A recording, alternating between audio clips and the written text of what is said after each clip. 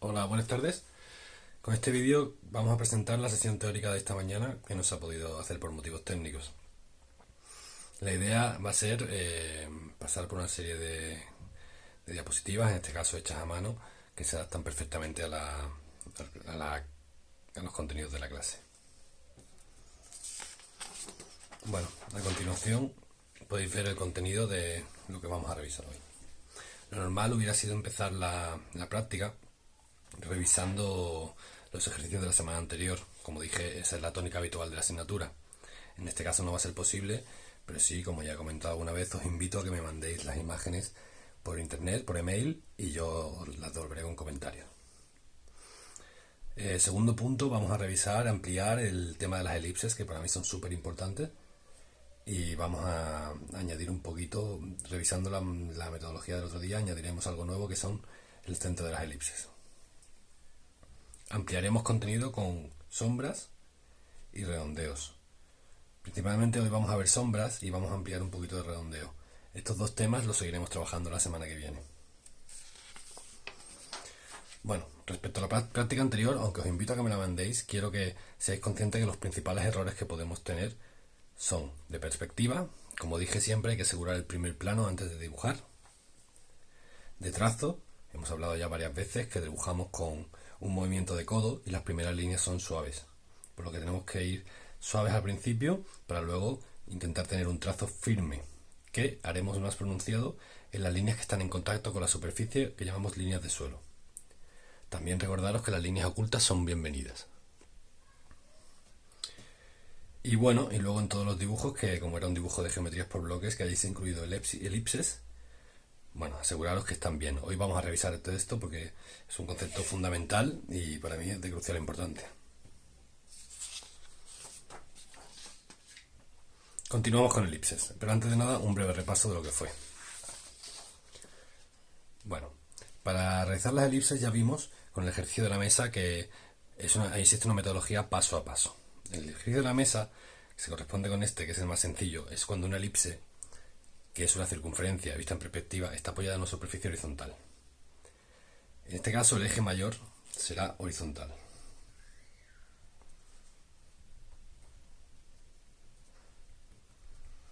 Pero esta metodología no es más que nada, este caso no es más que nada un caso concreto de una metodología que va paso a paso, como vimos, y vale para todos los casos. En primer lugar, revisando esta metodología, vemos que hay que dibujar el eje de revolución o de extrusión. Es decir, si ese círculo se extruyera perpendicular a la superficie, ¿qué dirección tendría? O si fuera un cilindro, ¿cuál sería su eje de revolución? El segundo paso es dibujar a 90 grados el eje mayor de la elipse. Este es el más importante. Realmente este es el que marca la diferencia entre si colocamos bien o no colocamos bien una elipse. Entonces siempre a 90 grados de ese eje de revolución dibujaremos el eje mayor. Tercer punto importante, recordar que las elipses son figuras simétricas respecto a los dos ejes y que no presentan ángulos, son curvas suaves. Y luego un concepto que es también fundamental, pero es más experiencial, es decir, que vais a aprender con el tiempo, es la relación de los tamaños de las elipses. Como hablamos, el eje menor y el eje mayor pues cambian, tienen una relación de mayor o menor según el punto de vista donde las vemos. En el caso horizontal, siempre que las estamos viendo desde arriba, el eje menor en este caso será mayor de la inferior que de la superior. ¿Vale? Creo que es importante el caso que hablamos de la situación límite cuando algo está a la altura de los ojos, que es cuando veremos una línea. A partir de ahí, lo que queda por debajo o más desplazado a la izquierda o a la derecha siempre se verá mayor si imaginamos la figura transparente. Es importante que esto lo mantengamos y lo utilicemos cuando dibujemos una elipse, porque realmente apela al subconsciente, en esto que hemos hablado tanto ya de la sugestión. Aquí de nuevo vemos el eje, el diámetro este es el menor y este eje es el mayor, ¿vale? En este caso, bueno, tenéis un añadido, que lo veremos más adelante. Es la línea negra, que le llamamos una línea de contorno.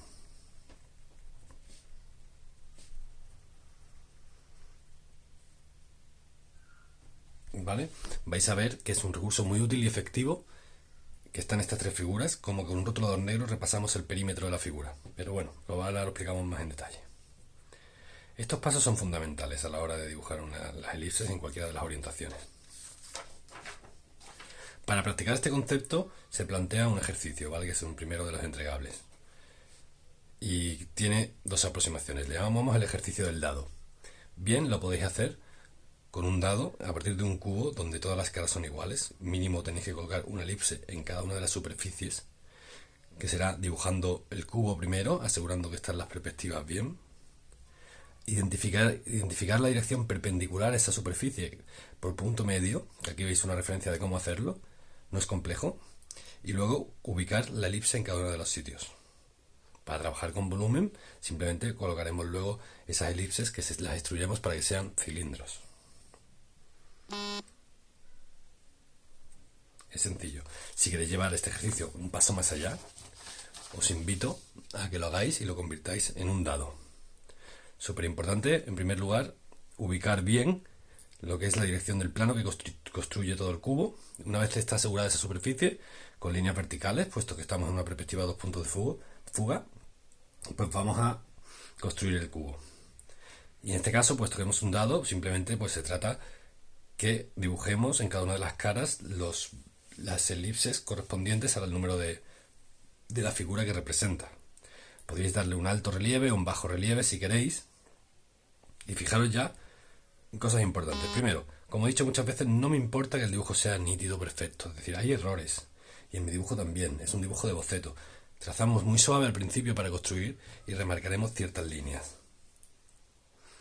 Segundo, más errores, los tamaños de las elipses. Puesto que tracé suave, he sido capaz de rectificar y como dibujo de boceto es válido. Pero bueno, lo fundamental aquí es que coloquéis bien en las proporciones y coloquéis bien lo que son las elipses con la orientación. Insisto, la orientación es fundamental. Este ejercicio, tanto en esta opción como en la anterior variable de un solo elipse por cara, es entregable y lo podréis sombrear.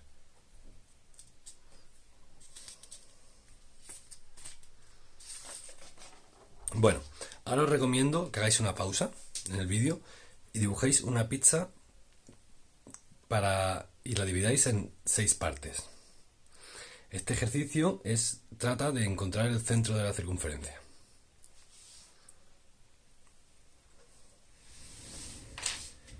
Bueno, pasados unos segundos, espero que hayáis parado el vídeo y paso yo a dibujar lo que viene a ser mi elipse. Mi pizza en perspectiva. Os recuerdo que una elipse es una circunferencia en perspectiva. Si no estoy satisfecho, pasaré varias veces, que luego la sugestión entendemos que es lo más correcto. Muchos de vosotros definiréis que el centro de la elipse es esta, y eso es correcto, pero no es el centro de la circunferencia. El centro de la circunferencia, vista en perspectiva, se sitúa una pequeña distancia por detrás del centro geométrico de la elipse. Y si optáis vosotros mismos por hacer esa separación en porciones, si probáis en ambos casos, os daréis cuenta de que el correcto es este. Diferenciamos entre el centro de la circunferencia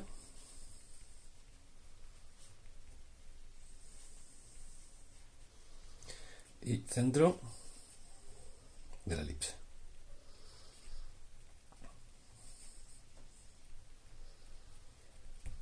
Vale, esto es fundamental porque esto nos va a ayudar a poder dibujar figuras geométricas cuando queremos colocar dos puntos enfrentados dentro de la misma circunferencia. Bueno, si quisierais hacer más realista la pizza, podríais echarle cualquiera de las guarniciones que os gusten. Seguimos.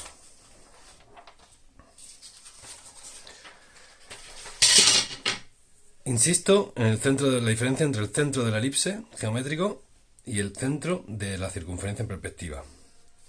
Rápidamente vamos a hacer aquí un pequeño ejemplo.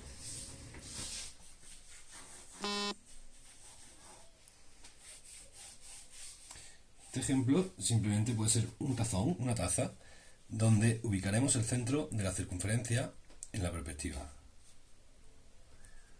Siempre, como es un dibujo de boceto, no se trata de medidas milimétricas y perfectamente agotadas.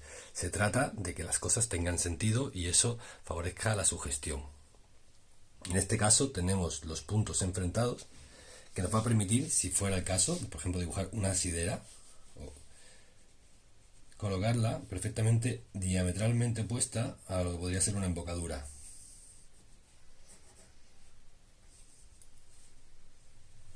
Repasamos algunos conceptos como marcar un poquito más las líneas que están en la superficie apoyadas, el concepto nos da la sensación de apoyar, ¿vale? Intentaremos también que las cosas tengan espesor y no trabajar con superficies sencillamente planas. O bueno, si tuviéramos que dibujar algún contenido de líquido, pues darle un poquito de realismo con detalles al dibujo. Bueno, súper importante el poder ubicar y practicarlo, por favor, también vosotros, en cualquier figura, ya sea un jarrón, ya sea una taza o una jarra, posiciones opuestas en una circunferencia en perspectiva. Muy bien.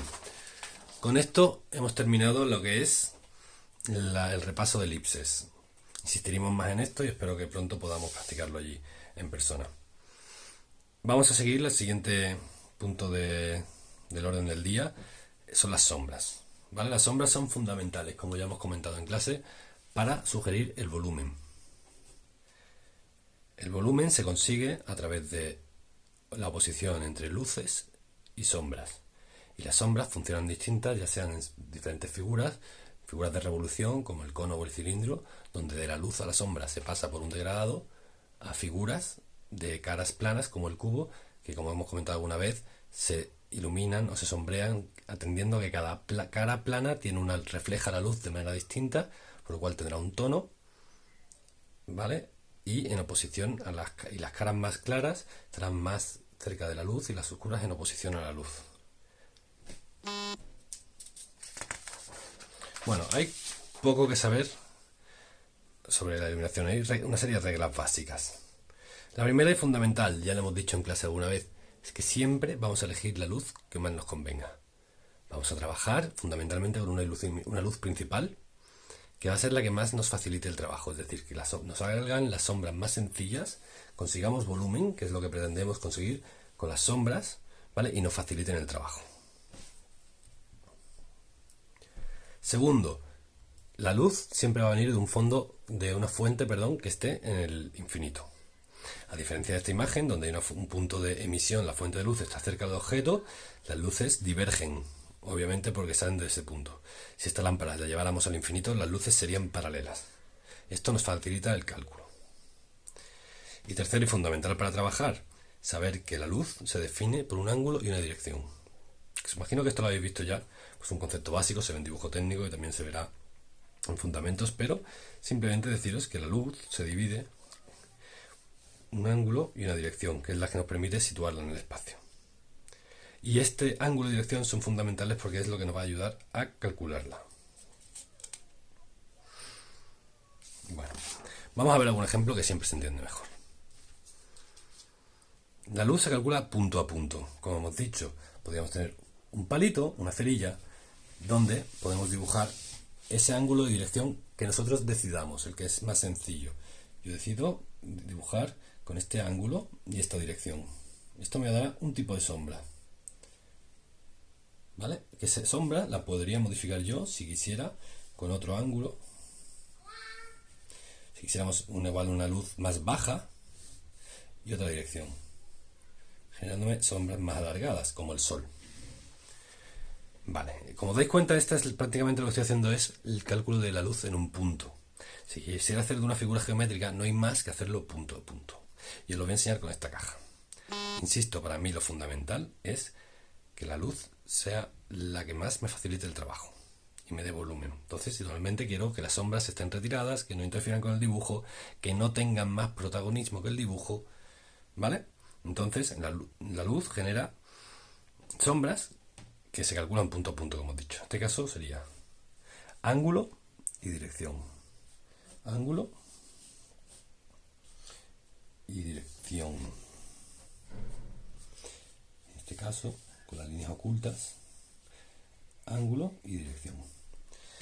Dibujo estos puntos, y sobre todo el C último, aunque no se ve, siempre que hago una luz tengo que utilizar el sentido común y pensar cómo se comportaría esa figura, hacer una pequeña abstracción o un pequeño estudio que se recomienda siempre en dibujo para poder construir esas sombras y que sean acorde a realidad.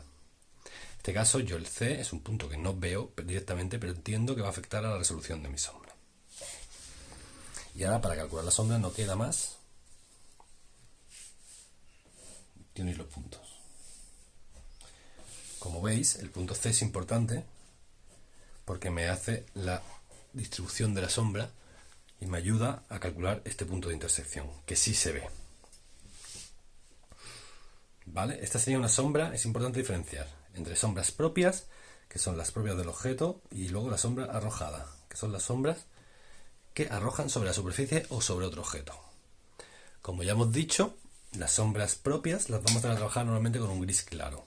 Aquí os enseño. Por ejemplo, tengo un rotulador Copic, es un gris frío, número 3. Y la manera de utilizarlo,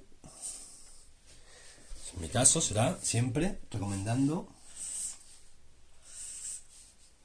trazar primero bien los bordes de la figura, incluso engrosarlos si fuera más necesario. Y luego igual con la figura, la punta biselada, pues aprovechar un movimiento lo más mecánico posible.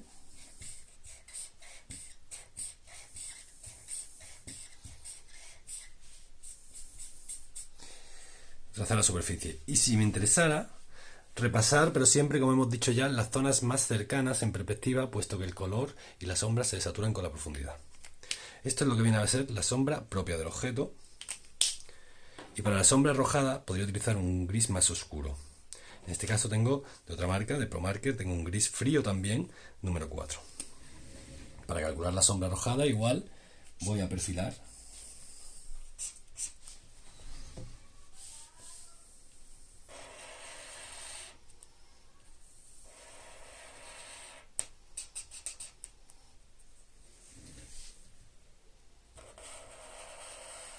Y buscaré la manera que el rotulador se comporte mejor. De nuevo aquí, las zonas más oscuras del dibujo serán las zonas que estén más pegadas a la figura.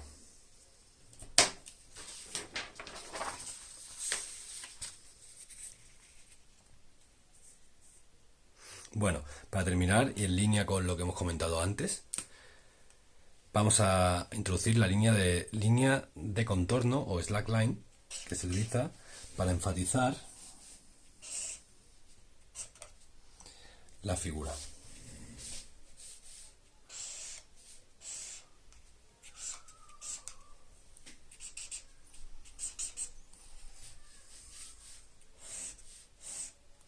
Esta línea irá por toda la superficie exterior, siempre por la superficie exterior, y simplemente nos ayuda a separar un concepto seleccionado o hacer que nuestro dibujo resalte sobre los demás si tenemos un formato lleno de dibujos. Como veis, ha sido sencillo calcular los puntos de sombra de cada uno de los vértices, que entiendo yo, puesto que mi fuente de luz viene desde esta dirección. Importante resaltar que siempre se va a elegir la dirección que más nos facilite el trabajo. En este caso, esta era correcta, ya que podía tener una sombra pequeña que me ayudara a dar profundidad al dibujo, pero sin tener demasiado protagonismo. En una figura cilíndrica, en este caso solo vamos a ver el caso de que esté en horizontal. Para calcular la sombra que proyecta la cara superior sobre el suelo, simplemente tendríamos que calcular desde el punto central de esta elipse dónde caería. De nuevo, esta es una decisión dónde caería según la luz que yo pongo. De nuevo, esta es una decisión que yo tomo independientemente por conveniencia, es decir, no hay un criterio, la decisión de luz es libre. Yo elijo, aquí en este caso tengo espacio y quiero elegir este ángulo y esta dirección, ¿correcto? Lo que estoy haciendo es calcular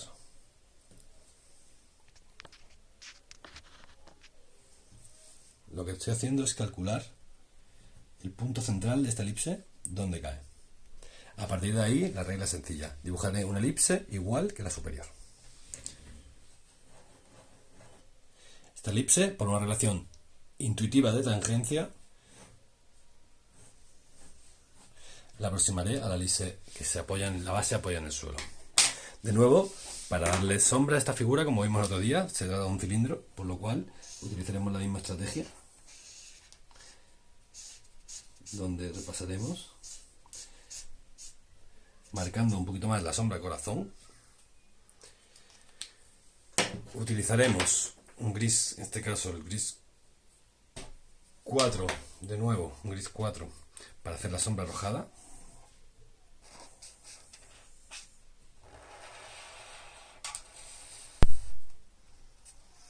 Enfatizaré un poquito, muy sutil, con cuidado en el tacto, la zona de apoyo. Esto que me da la sensación de que la figura apoya en el suelo, y rellenaremos la sombra. En este caso podéis ver un ejemplo claro de cómo la sombra, según se aleja de la figura, va a ser menos saturada, incluso dejando algunos espacios en blanco como alternativa. De nuevo utilizaré el rotulador negro para hacer la línea de contorno, que me vale también para corregir algunas desviaciones que haya podido tener el dibujo. Fijaros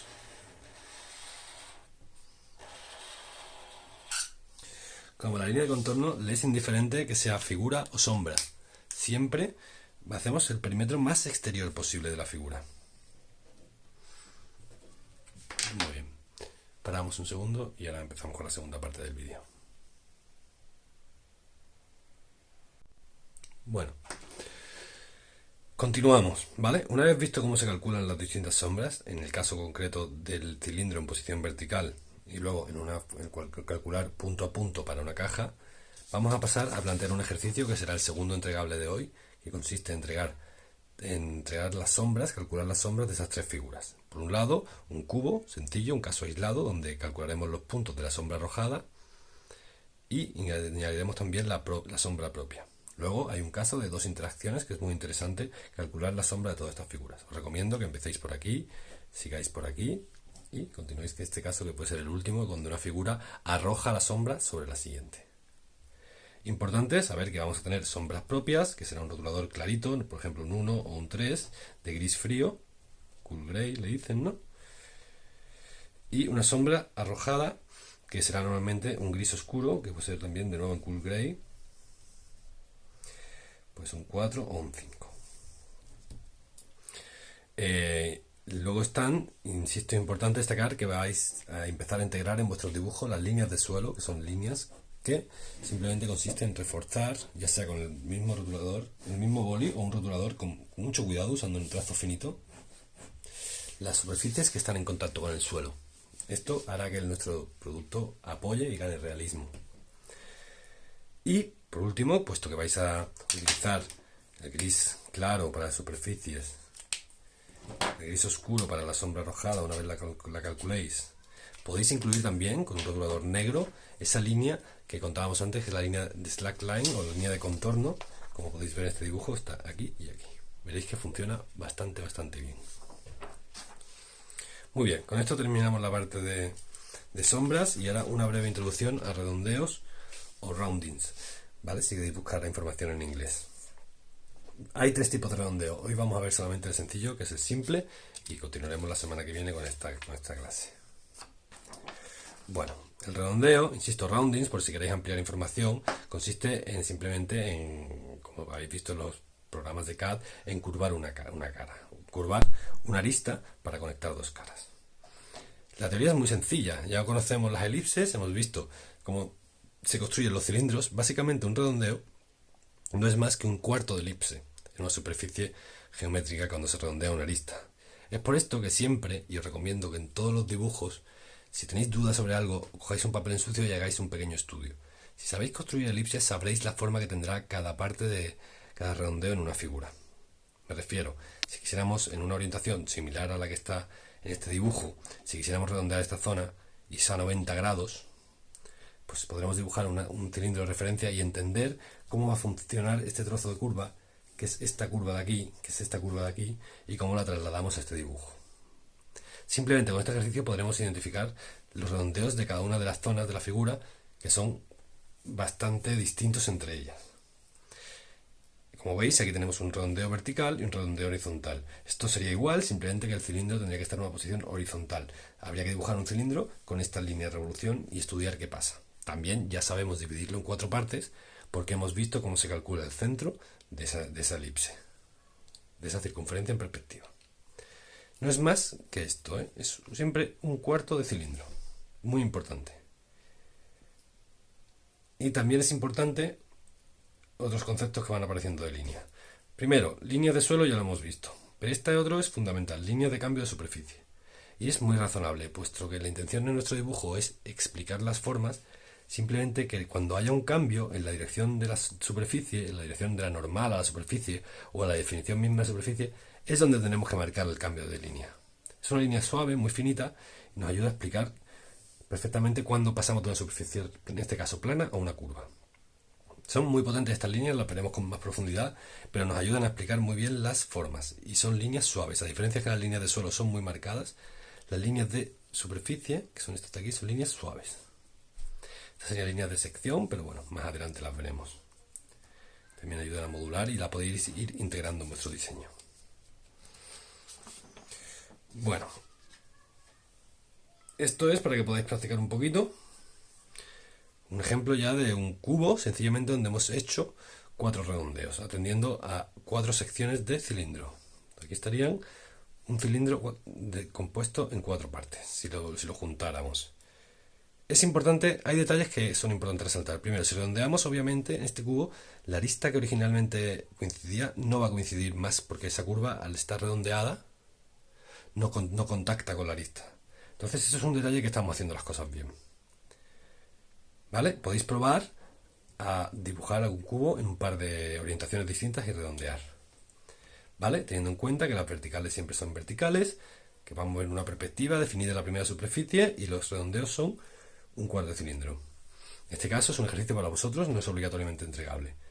¿Vale? Es entregable, os lo voy a presentar a continuación.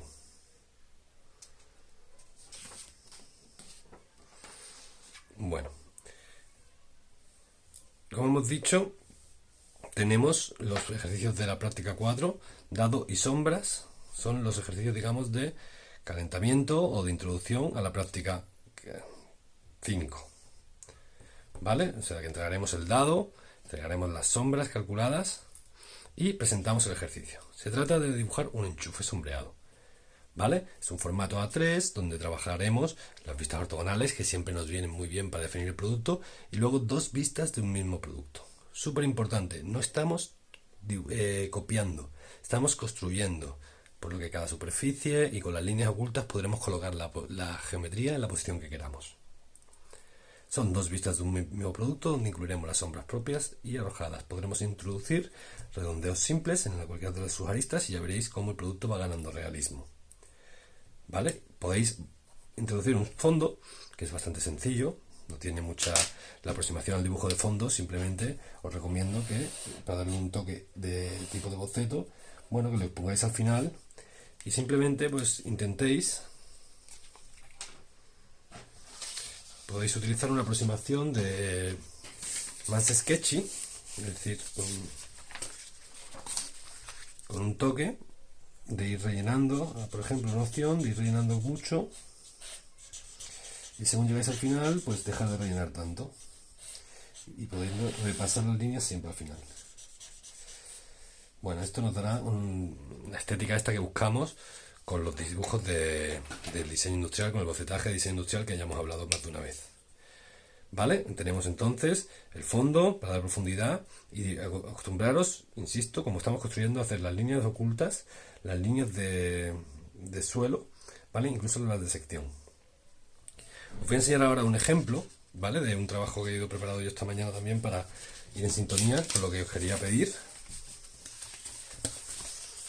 ¿Vale? En este caso lo tengo.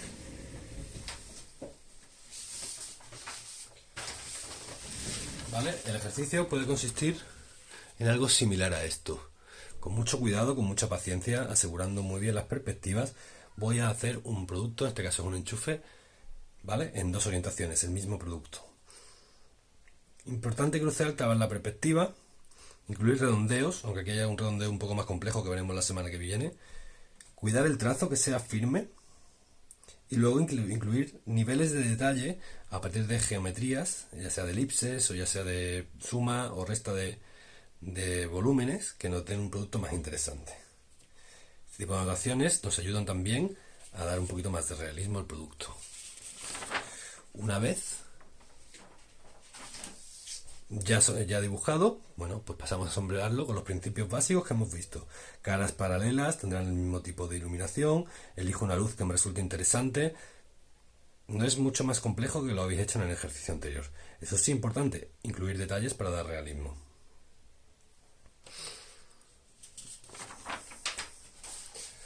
Muy bien, pues nada, aquí está lo que es entregable, importante esta página de la presentación.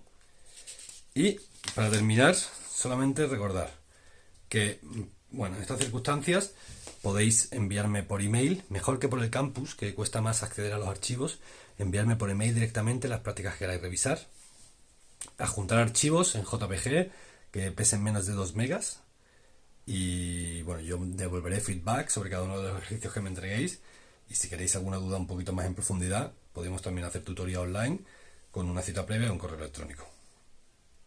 Y os recomiendo también, ya que bueno, yo he contado mi versión y no tengo mucha experiencia en este tipo de tutoriales, espero que haya quedado medianamente decente, pero en internet hay grandes profesionales y grandes dibujantes que ya tienen compartido esto con más experiencia, por lo que para ampliar información os recomiendo ciertas búsquedas, como pues, por eso lo digo en inglés, redondeos o roundings, sombras o shadows o elipses, que vais a encontrar mucha información que amplíe. Los conceptos son básicos, a veces un poco abstractos, pero hay que prestarles un poquito de atención y dedicarle un poquito de tiempo, y de alguna manera al final se naturaliza lo que podía parecer muy complicado, parece sencillo. Y nada más, muchas gracias por vuestra atención y bueno, ya tenéis mi correo electrónico para lo que queréis. Un saludo.